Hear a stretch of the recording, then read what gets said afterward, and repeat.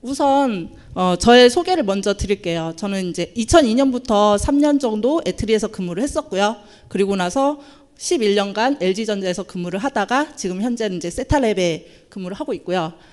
애트리에서는 그때 2002년도에 막 광주에 기가망 사업을 국가에서 할 때가 있었어요. 그래서 20메가 bps급의 멀티미디어 스트리밍 서버를 서비스로 제공을 하자라는 큰 프로젝트로 그때 계획을 하고 참여를 했었는데요. 지금은 모바일에서 이제 기가망을 지원을 하죠. 그러니까 인프라가 한번 갖춰지면 얼마나 IT 기술이 빨리 진보를 하는가를 굉장히 많이 느끼고 있습니다. 그래서 지금 IoT 생태계가 지금 갖춰진 지가 거의 10년 정도 되고 있거든요. 그 전에는 유비쿼터스라고 해서 따지고 보면 2002년도부터 유비쿼터스 그 사업을 하고 있었는데 15년 이상이 된 거죠. 그래서 많은 생태계가 갖춰져 있다고 생각을 하고 앞으로 굉장히 큰 기술이 발전을 할 거라고 생각을 해서 저희가 이제 IoT 쪽에 한번 사업에 뛰어들어 봤습니다. IoT는 이제 인터넷 오브 띵즈라고 그래서 모든 사물을 인터넷에 연결을 해보자라는 게 가장 큰 틀이죠. 그림에서 보시다시피 모든 내가 쓰고 있는 것들, 가지고 있는 것들, 돌아다니는 것들을 다 인터넷에 연결을 해보자라는 게 큰 개념이고 퀄컴에서는 이거를 IoE라고 합니다. Everything을 붙여서요. 그런데 이제 우리가 그동안 개발하고 많이 봐온 IoT 제품들은 주로 홈 네트워크로 많이 구성이 되어 있습니다. 특히 중계기, 그러니까 집에 이제 AP는 다 있으시잖아요. 요새는 예전에는 없었지만 지금은 하나쯤은 누구나 다 가지고 있는 게 AP인데 이 AP를 기반으로 그러면 인터넷에 연결을 해보자. 집에 사설망을 통해서. 그 이후에는 인터넷 TV가 나왔어요. 중계기 따로 두지 말고 내가 해줄게 해서 TV를 중심으로 또 인터넷에 연결을 하는 사설망을 구성을 하는 형태로 많이 갔습니다. 그러다가 스마트폰이 이제 대세니까 누구나 다 스마트폰은 들고 다녀요. 그래서 그러면 스마트폰을 중계기로 한번 해보자. 그러면은 밖에서도 쓸 수 있지 않느냐라는 의미로 해서 스마트폰이 이제 IoT의 큰 주축이 돼가고 있습니다. 그러다 보니까 이것들은 공통점들이 있어요. 주로 근거리에 있죠. 게이트웨이랑 다 붙어 있어요. 근거리에 있고 그리고 여기 그림에서도 딱 표시가 나듯이 배터리 걱정을 안 해요. 왜냐하면 그동안에는 가전이었어요. 크게 다 전기에 플러그인 돼 있는 상태인 거죠. 그리고 가지고 다니는 애들 보는 것도 스마트폰은 그냥 뷰잉만 하는 거죠. 대부분 집에 있는 커피 메이커, 뭐 냉장고 이런 것들에 그러니까 전기 걱정을 할 필요가 없었고 근거리에 있는 애들에 대해서만 많은 제품들이 나왔던 거죠. 근데 현재 IoT의 수요는 스포츠에 굉장히 많죠. 뭐 골프도 많이 있고요. 그리고 산악인들 아니면 자전거 타고 다니는 사람들 굉장히 이런 쪽에 니즈가 많아졌고요. 그리고 이뻤으면 좋겠다라는 수요도 굉장히 많아졌습니다. 내가 이제 가지고 다니는데 펜던트처럼 하고 다니고 싶고 브로치처럼 하고 다니고 싶은 거예요. 이런 요구사항들이 많아졌고 마지막으로는 이제 웨어러블 차고 다니는 거죠. 우리 와치 처음에 나왔을 때 굉장히 핫했었잖아요. 그런 것처럼 이제 밴드도 차고 다니고 심지어는 지금 이거 같은 경우는 옷에 그러니까 이제 등산용품 옷이나 뭐 이런 옷에 직접 IoT를 넣어서 내 체온을 계속 수시로 보고받는 거예요. 이런 것들을 하려다가 보니까 그동안에는 배터리 걱정도 없었고 근거리였어요. 그랬는데 지금은 장거리로 이제 바뀌어야 되는 거죠. 내가 게이트웨이를 항상 소지할 수 없는 상태가 된 거죠. 그리고 작아져야 되는 거예요. 엄청 이쁘고 작아져야 되는데 그러면 배터리는 어떻게 할 것이냐 이게 가장 큰 고민으로 화두가 된 거죠.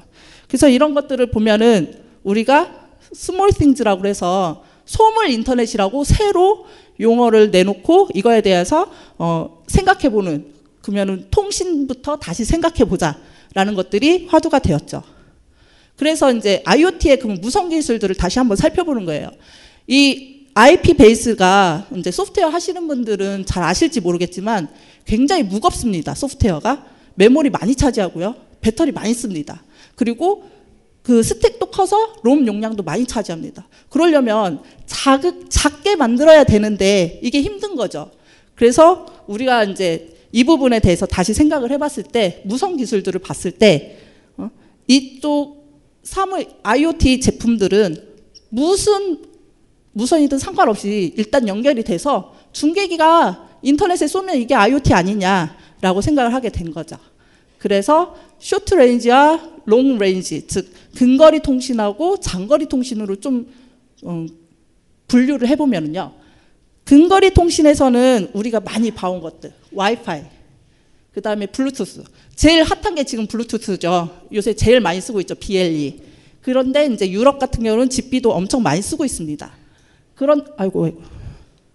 예. 근데 이제 롱 레인지 쪽을 보면은 이제 우리가 아웃도어로 나갔다 그랬잖아요. 야외로 나갔으면 거기서 내가 중계기를 안 가지고 있으면 먼 중계기로부터 데이터를 송수신을 해야 되니까 롱 레인지를 봤을 때는 면허 대역과 비면허 대역으로 다시 구분이 됩니다. 그래서 면허 대역은 우리가 흔히 알죠. SKT, KT, U+ 이런 애들이 쓰는 주파수 대역이 다 면허 대역인 거죠. 그래서 LTE, 3G 이런 애들이 이제 면허 대역인데 얘네들은 비싸죠. 굉장히 우리 데이터 사용량 엄청 비싸게 돈 주고 쓰고 있잖아요. 비싸요. 그리고 또 얘네들은 굉장히 무겁습니다. 그러다 보니까 그러면 얘네들을 가볍고 싸게 만들어보자 해서 나온 게 LTE-M, NB-IoT. 이것들이 이제 스몰 띵즈를 위해서 나온 무선 기술이라고 보시면 되고요. 그리고 이제 비면허 대역을 보면 비면허 대역은 비면허니까 많은 업체들이 뛰어들고 있습니다. 그렇지만 우리가 이제 크게 봤을 때 로라와 시그폭스를 볼 수 있고요. 그 중에서도 로라는 SKT가 뛰어들었고요. 시그폭스는 KT가 뛰어들었었어요. 그랬는데 KT는 상용화에 대해서 좀 무의미하다라고 생각을 해서 접었습니다. 그래서 KT는 시그폭스 안 하고 NB-IoT, LTE-M 이쪽으로 넘어갔고요. SKT는 계속 로라를 밀어서 로라와 LTE-M을 지원을 하고 있는 상황입니다. 그래서 이렇게 작고 조그만 것들을 스몰 띵즈들을 위한 무선 규격들을 크게 하나의 LPWAN 그러니까 로우 파워 와이드 에어리어 네트워크라고 해서 다시 규정을 지었고요. 얘네들을 LPWAN이라고 지금 현재 명명하고 있습니다.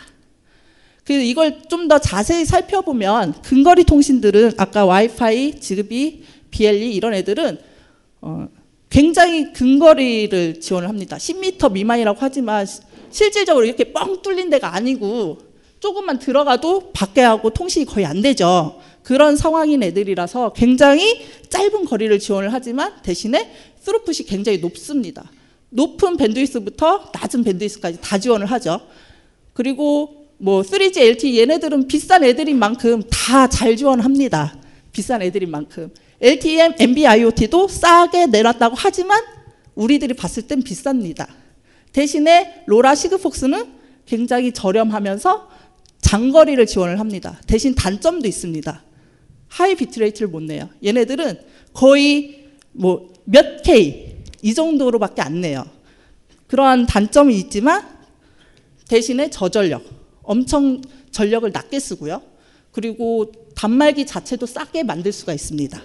그리고 구축 비용도 당연히 그러면 싸겠죠. 안정적으로 넓은 그러니까 광역 커버리지를 제공을 해주고 있고요. 그 대규모 단말기에 접속할 수 있는 건 이제 다 지원을 해주는 건데 우리가 이 중에서도 로라를 보면은 로라의 특징만 좀 더 설명을 하겠습니다. 로라는 1km에서 20km.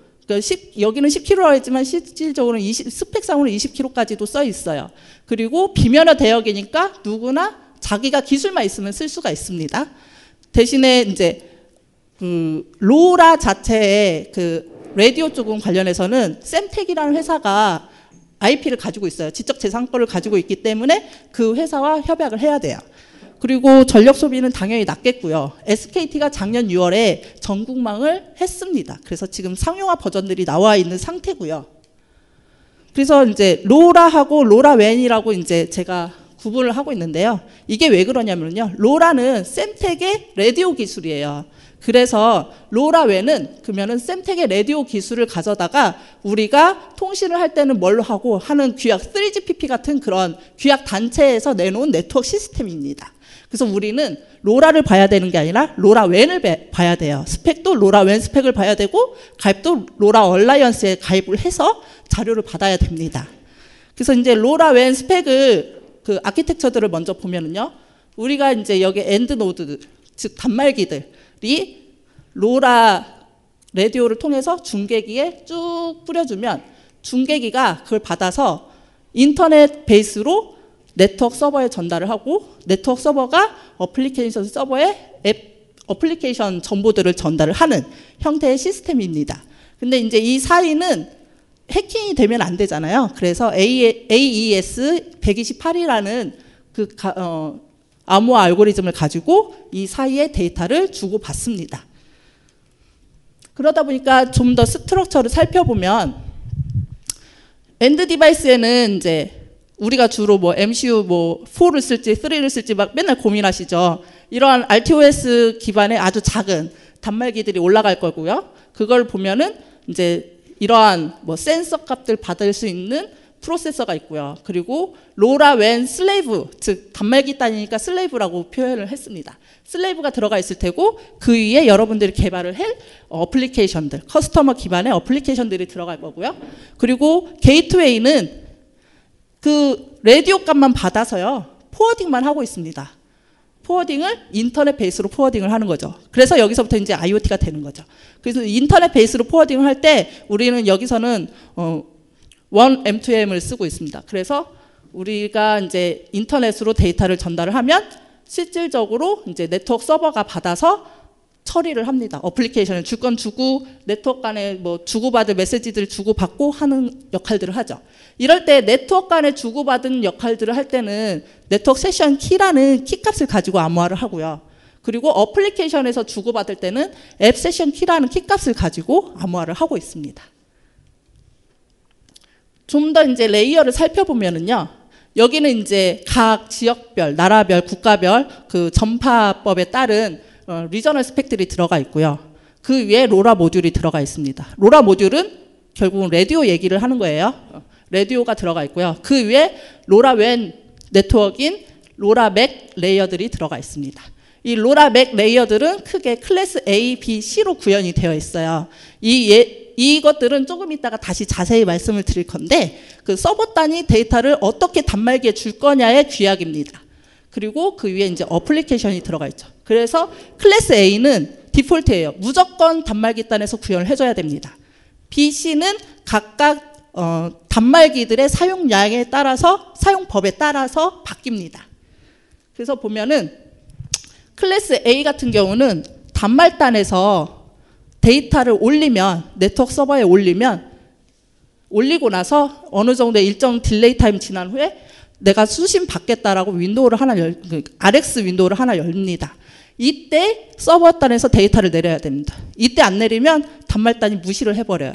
그리고 나서 데이터가 안 들어왔으면 RX2를 한번 다시 열어줍니다. 이 채널은 따로 채널이 디폴트로 정의가 되어 있어요. 그래서 이 채널은 이 TX하고 RX1 채널하고 무관하게 따로 채널이 연결이 되고요. 그래도 여기까지도 안 들어오면 끝입니다. 그래서 서버단에서 더 이상 단말에게 데이터를 내려줄 수가 없어요. 그러다 보니까 서버가 갑자기 좀 나 이 데이터를 꼭 단말기에 주고 싶은데 어떻게 해야지? 라는 이제 걱정들이 생기는 거죠. 그러다 보니까 이제 클래스 B가 이제 발생을 했어요. 클래스 B는 이제 비콘이랑 연동을 해서 그러면 중간중간에 한 번씩 서버와 동기화를 하자. 그래서 비콘 타임에 맞춰서 한 번씩 주고받는 시간을 엽니다. 중간중간에요. 그리고 마지막으로 클래스 C는 단말기 단이 RX2 윈도우를 계속 열어놓는 거예요. 서버가 아무 때나 데이터를 던져도 받을 수 있게. 대신에 얘 같은 경우는 상용화하기는 힘들겠죠. 배터리가 그냥 계속 열려 있으니까 배터리 소비량이 엄청날 겁니다. 그래서 배터리 소비량으로 봤을 때 클래스 A가 가장 합리적이다라고 생각을 해서 클래스 A만 디폴트인 거예요. 그래서 우리나라의 그 리저널 스펙을 보면은 RX1은 딜레이 타임이 1초 뒤에 엽니다. TX 전송 완료하고 1초 뒤에 RX1을 열고요. 그리고 나서 RX2는 이 RX1에 무조건 플러스 1이 규약입니다. 그래서 우리나라는 2초 뒤에 엽니다. 보면 이제 로라웬의 이제 그 조인 프로시저를 제가 간략하게 말씀을 드릴 건데 우리 통신이라는 게 그렇잖아요. 항상 열면 나 연결했다? 너 뭐 할래? 뭐 이렇게 주고받잖아요. 메시지를 일단 주고받고 나서부터 그 다음부터 나 데이터 이거 보낼게 이런 식의 통신인 거잖아요. 마찬가지로 로라도 똑같습니다. 근데 굉장히 단순해요. 우리 뭐 LTE나 3G나 뭐 이런 것들하고 비교를 해봤을 때 엄청 단순합니다. 보시면 엔드 디바이스의 앱 레이어가 우리 아까 얘기했던 커스터머 단위라고 생각을 하시면 돼요. 커스터머 앱 쪽이라고 생각을 하시면 되고, 얘는 그냥 켜졌다라는 것만 인디케이션을 날리면 됩니다. 그러면은 맥 레이어가 아니면은 이쪽이 만약에 모듈이 아예 뭐 MCU가 따로 들어가 있는 애다. 그러면 파워 인감을 하면 되는 겁니다. 파워 인감을 하면 맥 레이어가 그걸 딱 받고, 이때 이제 맥 레이어 쪽에 디바이스 값이나 아니면 어플리케이션, 그다음에 앱 키라는 그 아주 중요한 키를 생성하는 정보를 가지고 있는 앱 키라는 값을 가지고 있어서 이걸 가지고 조인 리퀘스트를 날립니다. 조인 리퀘스트를 날리면 이때도 네트워크 서버가 앱 서버에 줄 수도 있고 안 줄 수도 있어요. 이거는 이 두 간의 규약이기 때문에 조인 리퀘스트를 날리면 그냥 네트워크 서버가 앱 서버에 왔어 하고 알려주고 끝이에요.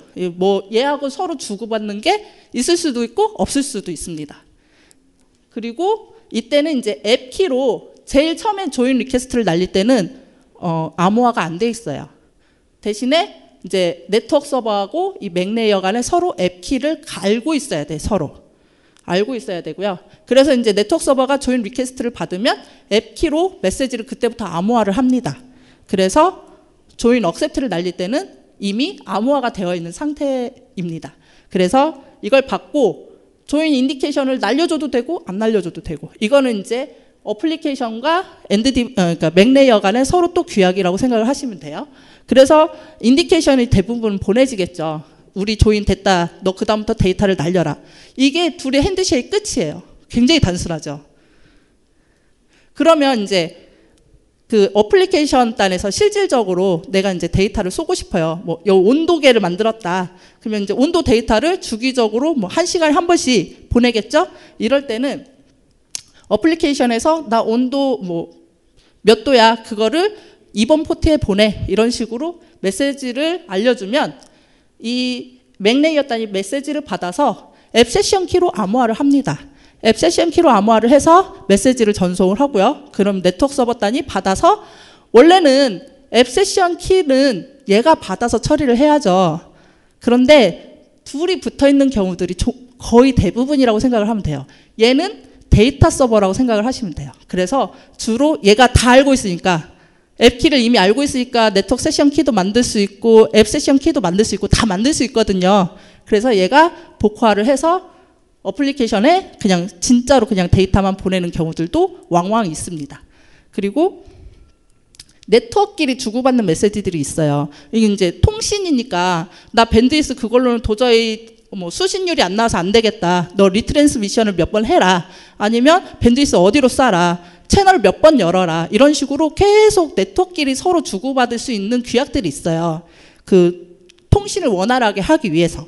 그래서 이러한 네트워크 메시지들은 얘네 둘만 이루어지고 있습니다. 엔드 디바이스의 맥 레이어와 네트워크 서버 간. 즉, 그러니까 아까 얘기했던 네트워크 슬레이브하고 마스터끼리만 둘이 주고받아요. 그래서 이거는 네트워크 세션 키로 암호화를 해줍니다. 네트워크 세션 키로 암호화를 해주고 메시지를 주고받고. 그러니까 얘가 먼저 쏘면 얘가 암호화를 하고, 얘가 먼저 쏘면 얘가 복화를 하겠죠. 얘가 암호화를 하면서 그런 식으로 데이터가 이루어지고, 마찬가지로 해서 항상 받으면 리스판스를 줘야 됩니다. 얘네들은. 근데 이 둘 간의 얘기라는 거예요. 이게 어플리케이션 단에서는 전혀 몰라요. 이거를. 얘는 그냥 내 데이터 1 데이터 쏴라고 하고 끝인 거예요. 그러면 1 데이터를 잘 쏘기 위한 방법들을 얘네 둘이 막 하고 있는 거예요. 그래서 이제 로라 웬하고 그러면 SKT 로라하고 뭐가 다르냐라고 이제 한번 크게 봤을 때요.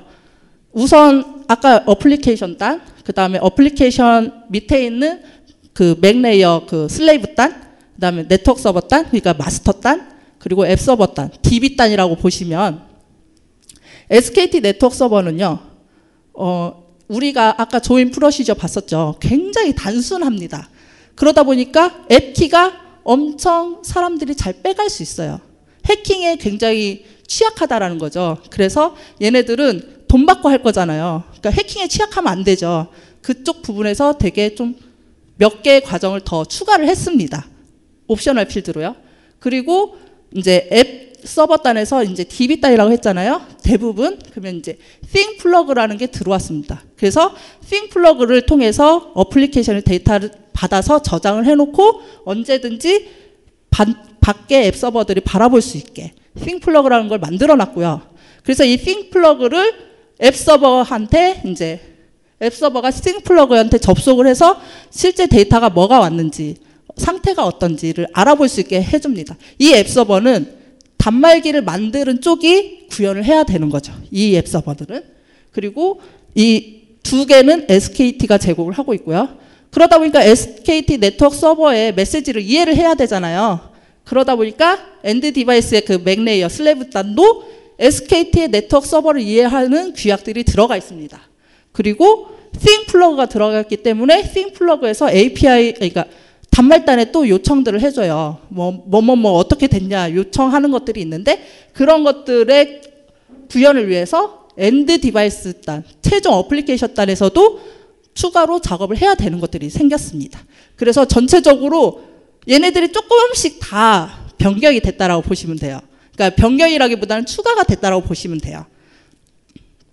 근데 이제 그 개통 절차나 이런 것들을 봤을 때 이만큼이 별도의 개통 절차가 필요합니다. 우리 휴대폰 사면 항상 개통하죠. 그런 것처럼 별도의 개통 절차가 필요하고 그리고 이 두 단계에서도 앱 서버가 Thing 플러그를 접속을 하려면 별도의 절차를 통해서 접속을 할 수가 있습니다. 이 부분들은 이제 등록을 다 해야지 사용할 수가 있는 거죠. 이 부분들은 SKT의 그 오픈하우스나 이런 데 보면 자세히 잘 나와 있어요. 왜냐하면 이제 자기네들 사업해야 되니까 그런 부분들은 도움을 받아도 되고요. 그래서 이제 SKT 그 로라 스트럭처를 좀 더 살펴보면요. 이제 우리 로라 디바이스하고 네트워크 서버 간에 개통해야 되는 어떤 절차들이 있겠죠. 절차들이 있으면 이 개통 정보들을 가지고 Thing 플러그랑 뭔가를 주고 받습니다. 둘이. 몇 번 단말기가 어디 우리 접속했어. 뭐 이런 것들을 개통했어. 이런 것들을 다 Thing 플러그에 쭉 다 저장을 해놓는다라고 보시면 돼요.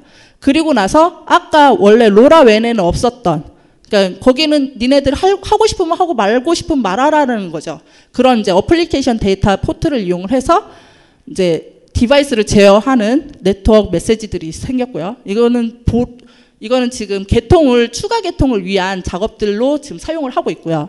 그리고 실질적으로 앱 서버나 Thing 플러그 쪽에서 단말기들을 제어를 하거나 아니면 상태값을 알아오거나 어떠한 추가 작업들을 하기 위한 API들이 따로 이제 뚫려 있습니다. 이런 상태로 로라 스트럭처를 보시면 돼요. 그래서 그 개통 절차가 추가가 됐다고 했잖아요. 이 부분은 이제 엔드 디바이스는 똑같습니다. 제일 처음에는 그냥 파워 온만 시키면 돼요. 파워 온 시키면 둘이 이제 조인 과정이 들어가야 되는데 조인 과정 아까 보시면 똑같죠. 그냥 조인 리퀘스트 날리고 억셉트 하죠. 근데 앞에 제가 슈도라는 걸 붙였죠. 가짜입니다. 그러니까 앱키는 언제든지 누군가가 빼갈 수가 있으니까 이 앱키를 가지고 이 앱키가 가짜야. 일단은 가짜 가지고 열어봐 라고 하는 거예요. 그래서 슈도로 조인을 하고 그 다음에 억셉트를 합니다. 그러면 슈도 키를 가지고 슈도 앱 세션 키와 슈도 앱 그 네트워크 세션 키가 만들어지죠. 이걸 가지고 실질적으로 다시 조인하는 과정들을 거치게 됩니다. 이게 첫 개통할 때 이루어지는 일들이에요. 그래서 슈도 앱 세션 키를 가지고 암호화를 합니다. 왜냐하면 로라 웬에서 봤을 때는 얘네들은 그다음부터 다 어플리케이션 메시지예요. 어플리케이션 메시지다 보니까 앱 세션 키로 암호화를 합니다. 그리고 나서 던질 때 리얼 앱 키를 보내달라고 요청을 하는 거죠. 그리고 나서 그러면은 네트워크 서버 단이 앤서를 보내면서 리얼 앱 키 정보를 보냅니다. 그러면 이 정보를 가지고 실질적으로 리얼 앱 키를 만들 수가 있어요. 근데 이제 이때 바로 리얼 앱 키를 쓰는 게 아니고요. 리얼 앱 키를 가지고 있으면서 잘 받았다라고 다시 알려줍니다. 그러면 알았다라고 다시 알려주죠. 이렇게 해서 슈도 조인에 일단 과정이 하나가 들어갔으면 여기서는 이제 리얼 앱 키가 확정이 됩니다. 알았다까지 받아야지 리얼 앱 키를 확정을 시켜요. 그리고 나서 리얼 앱 키를 가지고 진짜로 리얼 조인을 날립니다. 그러면 여기서 리얼 앱 키를 가지고 실질적으로 이제 그 세션 키들을 만들죠. 그런 정보들을 만들면서 조인 억셉트를 보내고 이 조인 억셉트가 오는 순간 리얼 앱 세션 키, 리얼 그 네트워크 세션 키들이 생성이 됩니다. 이때는 이 리얼 앱 키가 라디오 모듈 안에 저 안에 어딘가에 저장이 되어 있어요. 아무도 빼갈 수가 없습니다. 왜냐하면 모듈 업체들마다 어디다 저장하는지 아무도 모르죠. 그리고 이거는 정보를 밖에 보여주지도 않습니다. 그래서 이다음부터는 해킹에 굉장히 이제 강한 상태가 된 거죠. 그리고 이 과정은 이 리얼 조인 전 과정, 아까 리얼 앱 키 얻어오는 그 리퀘스트까지는 개통 후 처음만 이루어집니다. 한 번만. 그리고 나서 실질적으로 리얼 앱 키가 이제 딱 생성이 되면 그 다음부터는 리얼 조인만 바로 해줍니다. 항상 파워 인가를 하면 조인 과정이 있다라고 생각을 하시면 돼요.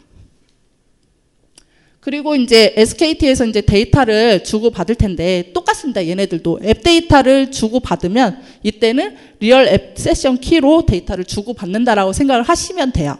마찬가지로 네트워크 키도 리얼 네트워크 세션 키를 가지고 데이터를 주고 받는다라고 생각을 하시면 되고, 이 앱 서버 같은 경우는 지금 싱플러그와 그 1M2M으로 데이터를 주고 받을 텐데, 지금 SKT 같은 경우는 그 HTTP하고 그다음에 MQTT 두 가지 방식을 지원을 해요. 그런데 그쪽 SKT 쪽에서 얘기를 하기로는 MQTT가 훨씬 니네 사설망에서도 잘 받을 수 있으니까 MQTT를 이용해라 라고 많이 가이드를 하고 있는 것 같습니다. 그래서 MQTT를 이용해서 일단 싱플러그에 앱 서버를 하나 등록을 해놨잖아요. 등록을 해놓고 서브스크라이브를 등록을 해놓으면 그 다음부터는 여기서 리얼 앱 데이터가 딱 날라오면 1M2M으로 그 앱 서버 단에다가 데이터 왔어 라고 계속 푸시로 알려줍니다. 이제 반대로 우리 그 지금까지 로라웬에서는 다 단말기 쪽에서 데이터를 보내는 것만 우리가 봤잖아요. 근데 이제 반대로 아까 이제 SKT에서 새롭게 들어온 디바이스 제어 관련해 가지고 메시지 플로우를 한번 볼 건데요. 마찬가지로 이제 앱 서버가 보낼 수도 있고요. 아니면 그냥 앱 서버는 없이 싱플러그 자체가 내가 디바이스 제어가 필요하다라고 해서 메시지를 보낼 수도 있습니다. 근데 주의할 점은 아까 클래스 A로 우리가 만들었죠. 단말단에서 데이터를 보내기 전까지 얘네가 데이터를 보낼 수가 없습니다. 항상 그 점은 기억을 해주시고요. 그래서 이제 단말단에서 뭔가 앱 데이터가 왔어요, 이미. 그래서 단말단에서 데이터 왔어? 이러면서 바로 그러면은 1M2M으로 디바이스 리셋을 필요하다라고 날리는 거죠. 그 디바이스 한 번만 껐다 켜줘라 라고 메시지를 날리면 이제 앱 세션 키로 암호화를 해서 데이터를 맥 레이어 슬레이브 땅까지 옵니다. 그러면 얘는 데이터를 해석을 해서요, 그냥 어플리케이션 단에 던져줍니다. 야, 디바이스 리셋 왔어. 너 처리해. 하고 얘는 끝이에요.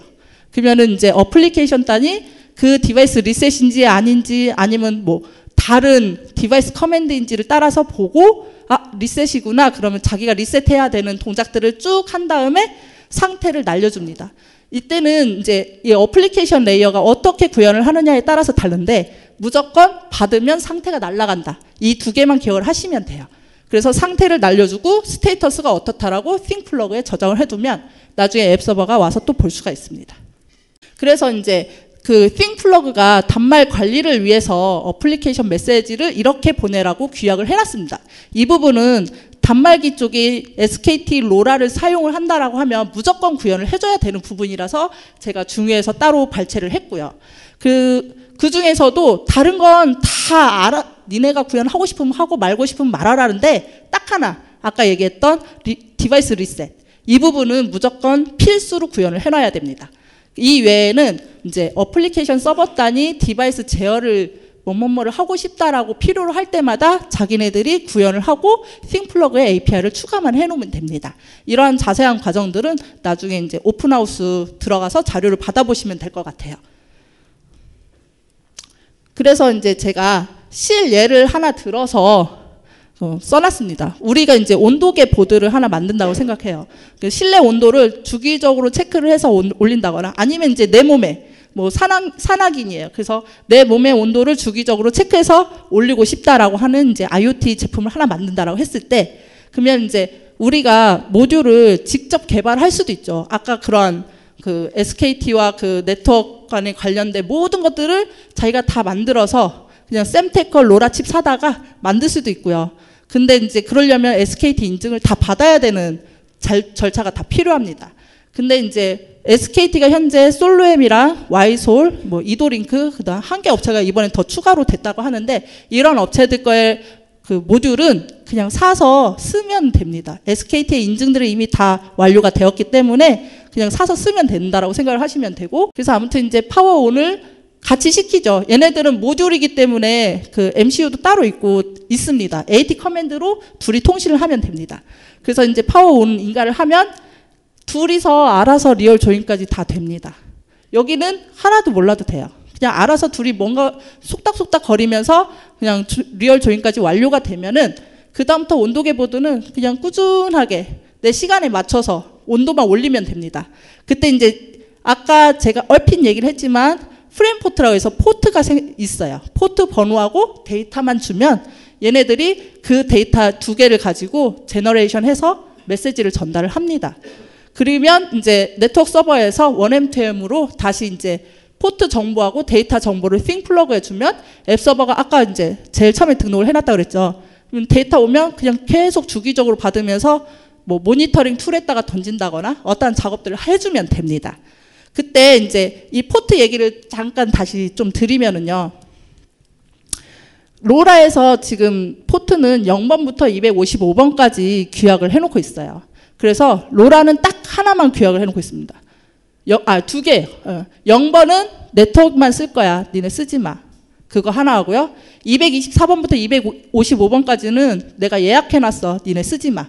딱 두 개만 지키면 되는데 여기에 SKT가 추가를 했죠. 아까 이제 네트워크끼리 주고받아야 될 앱 데이터들이 있었다고 했고 싱플러그 API를 위해서 앱 데이터를 주고받아야 된다고 했었죠. 그래서 이 두 개 포트는 SKT가 점유를 했습니다. 내가 쓸 테니까 니네 쓰지 마. 이거입니다. 그래서 실질적으로 단말기 개발하시는 분들은 1번부터 221번까지 쓰면 되고요.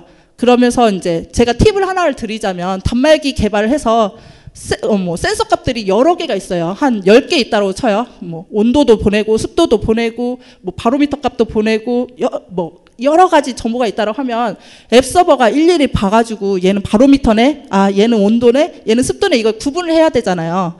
그렇지만 포트를 구분해서 보내면 포트 번호를 보고 얘는 온도 데이터구나, 얘는 뭐 바로미터 정보구나 라고 바로 알 수가 있겠죠.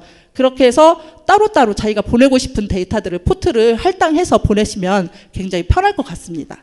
그래서 이제 222번 DE 포트는 싱플러그와 단말의 앱 쪽이 주고받아야 되는 포트 번호이고요. 그래서 222번 포트로 온 데이터는 그 슬레이브 단위, 맥 단위 받아서 그냥 무조건 어플리케이션 단위에 토스를 한다라고 생각을 하시면 돼요. 그리고 223번은 맥 단위 받아서 내가 처리를 해야 되는 거구나. 그거라고 보시면 되고, 현재 223번은 아까 리얼 조인을 위한 앱키를 주고받는 포트로 사용을 하고 있습니다. 그래서 이제 디바이스 제어 관련해 가지고도 이제 뭐 예를 한번 들어보면 온도계 보드에서 이제 쭉 올리고 있었는데 갑자기 앱 서버나 싱플러그 쪽에서 디바이스 값이 계속 정보가 이상하게 올라온다. 너 한번 리셋해라 라는 이제 그 명령을 내리면은요. 이때도 제가 아까 얘기 드렸죠. 클래스 A로 만들었을 경우에는 무조건 단말 단위 먼저 데이터를 한번 올려줘야 됩니다. 단말 단위 한번 데이터를 올려주면 그 값, 올라왔네 하고서는 디바이스 리셋을 내리는 거예요. 디바이스 리셋을 내리면 온도계 보드가 리셋해야 되겠네 하고 리셋을 해줍니다. 뭐 이제 리셋을 하고 스테이터스를 올려도 되고요. 아니면 리셋하기 전에 다 정리를 하고 스테이터스 올리고 리셋을 해도 되고요. 그건 이제 구현하시는 분들의 상황에 따라서 알아서 전송을 하면 되고, 이 사이는 그냥 다 이 위에 단계라서 제가 그냥 구름 처리를 해놨습니다. 그리고 마찬가지로 디바이스 매니지먼트 관련된 API들도 똑같습니다. 이 리셋만 필수 구현이기 때문에 제가 따로 빼놓은 거고요. 이 밑에 부분부터는 그 단말기를 만드는 업체에서 알아서 그냥 만드시면 됩니다. 규약만 맞춰서. 그리고 이제 제가 현재까지 드릴 말씀들은 다 드렸고요. 참고 문헌으로는 이 두 개가 로라웬 스펙입니다. 하나는 진짜 이제 로라웬간의 그 규약들이고요. 그리고 밑에는 리저널 스펙들로 우리나라 규약 정보들이나 아니면 이제 다른 유럽 규약 정보들 다 나와 있습니다. 이 두 개는 그 솔렘 같이 모듈을 개발하실 분들이 필요한 규약들이라고 생각을 하시면 되고요. 그리고 로라를 이용해서 IoT 제품을 만들겠다라고 하시는 분들은 한 번쯤 읽어보시는 게 로라를 아시는데 도움이 될 것 같고요. 그리고 이제 아까 제일 처음에 이제 IoT 생태계나 뭐 이런 정보들은 이 자료를 가지고 봤는데 에트리에서 만든 자료고요. 그 각각 로라나 시그폭스나 뭐 이런 애들의 뭐 DB 값들 뭐 그 데이터베이스들 쭉 설명을 다 잘 해놨습니다. 혹시 보시고 싶은 분들은 찾아서 보시면 좋을 것 같아요. 그리고 마지막으로 SKT 로라 단말 공통 요구 사항이라고 그래서 그 ThinkPlug API나 아니면 리얼 그 조인 관련한 그 요구 사항들을 정의를 해놨거든요. 이번 9월 달에 올라온 게 가장 최신 버전이고요. 여기서는 어플리케이션 쪽이 무조건 구현이 되어야 하는 부분들이 정의가 되어 있으니까 보고 참조를 하셔야 될 것 같습니다. 혹시 질문 있으신가요? A하고 C는요. 웬만한 애들은 다 가능하다고 생각을 하시면 되고요. B는 지금 아직도 스펙에서도 만들고 있는 중입니다. 그래서 A하고 C가 된다고 생각하시면 돼요. 네. 지금 아직까지 1.02로 하고 있고요. 네. ThinkPlug도요. 엄밀히 얘기하면 로라만을 위한 ThinkPlug라고 생각을 하시면 돼요. 그래서 다른 IoT의 ThinkPlug랑 연동이 되지 않는다라고 제가 들었습니다. 그래서 이쪽이 조금 그냥 일단 막 열심히 깔고 있는 상태인 것 같아요. 게이트웨이요? 상용망은 이미 전국적으로 다 깔려 있습니다. 네, 이걸 이제 로라웬 스펙들인 건데요. 일단은 로라웬 스펙에서는 앱키가 한 번 생성된 거는 계속 가지고 써요. 그리고 그러니까 앱키로 제일 처음에 네트워크 세션 키하고 앱 세션 키를 만들면 그걸 그냥 계속 가지고 써요. 그러다 보니까 앱키가 뚫리면 두 키를 다 생성을 할 수가 있어요. 그래서 로라웬 스펙에서는 앱키 빼간 건 어쩔 수 없다. 그냥 끝이에요. 그냥 해킹 끝인 거고요. 그러니까는 SKT에서도 마찬가지로 만약에 진짜로 리얼 앱키를 뚫어서 빼왔다. 그럼 이제 끝인 거예요. 그냥 걔는 해킹이 된 거라고 보시면 되고요. 그리고 리얼 앱키를 저장을 할 때 각 모듈별로 알아서 롬 영역에다가 저장을 할 거거든요. 근데 이제 그거를 진짜로 해킹을 하려고 한다. 그러면 그 모듈에 그 메모리를 다 뒤져봐 가지고 값을 찾아와야 될 텐데 그 정도의 능력 있는 사람이 해킹을 해서 무슨 데이터를 얻어갈지 그렇죠. 여기서 주로 주고받는 게 우리 센서값 주고받잖아요. 그 사람의 몸무게가 정말 궁금해가지고 해킹을 해서 몸무게 추이를 바라볼 건가 라는 생각인 거죠. 근데 이제 이게 중요한 게 전력이나 이런 쪽에 이제 좀 중요하죠. 왜냐하면 내가 가스 검침량이 이렇게 나왔는데 해킹을 해서 내가 0으로 계속 바꿀 수 있을 수 있잖아요. 그러니까 이제 이런 것들에 있어서는 굉장히 중요한데 이 부분들은 아마 사업자들이 더 고민을 하고 있지 않을까 생각을 하고요. 저는 오늘 이제 제가 이쪽을 관련해서 만드는 건 아니라서요. 보안 쪽으로 더 고민을 하지는 않았습니다. 예, 없으면 이걸로 마치겠습니다. 감사합니다.